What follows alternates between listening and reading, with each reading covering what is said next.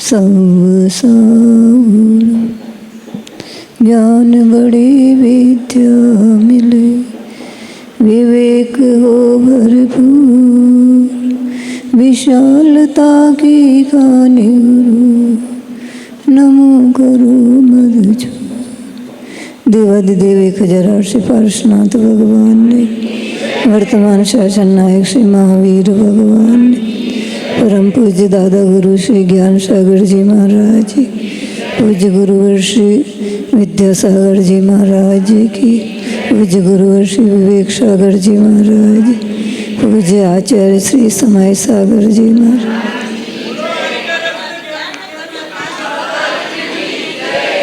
आचार्य महाराज को साइटिका की बीमारी थी, वो सो नहीं पाते थे। तो आचार्य गुरुवर उनके सिर के नीचे अपने हाथ का तकिया लगा करके उनको नींद लाने की कोशिश करते थे।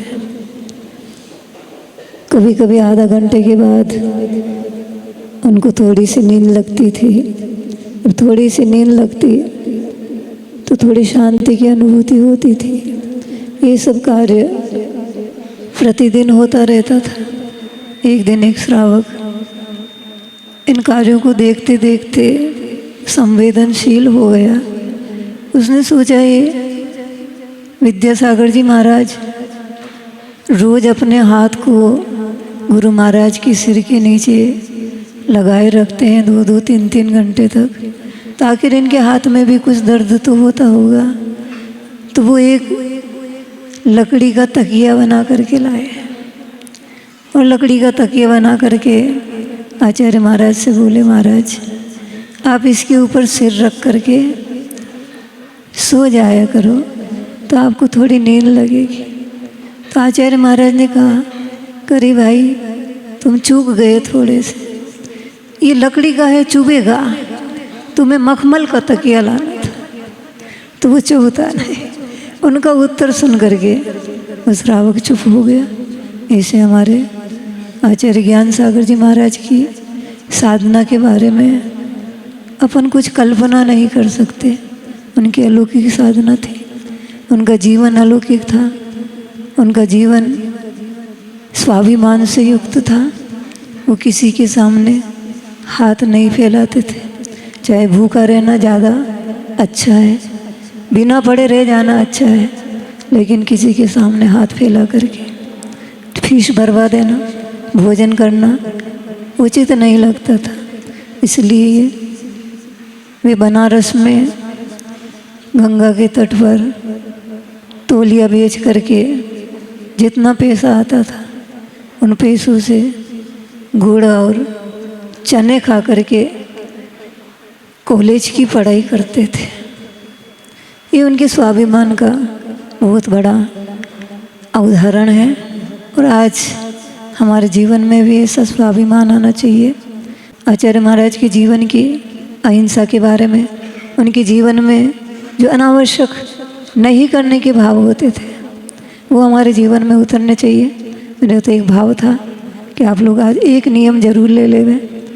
हमें यहाँ आए 2 दिन हो गए हैं, हमने कई जगह पर तुम्हारे नागपुर में ऊपर से ओवरफ्लो होकर के पानी बहते हुए देखा है। आज तो 3 बजे तक हमारा मन सामयिक में भी नहीं लग रहा था, पानी गिर रहा था। 3 बजे से 6 बज गए, वो पानी गिरता हुआ बंद नहीं हुआ। कहाँ से गिर रहा था? किसी एक घर में मोटर चलाई होगी, किसी ने चला करके सो गया होगा, सो पानी गिरता ही रहा।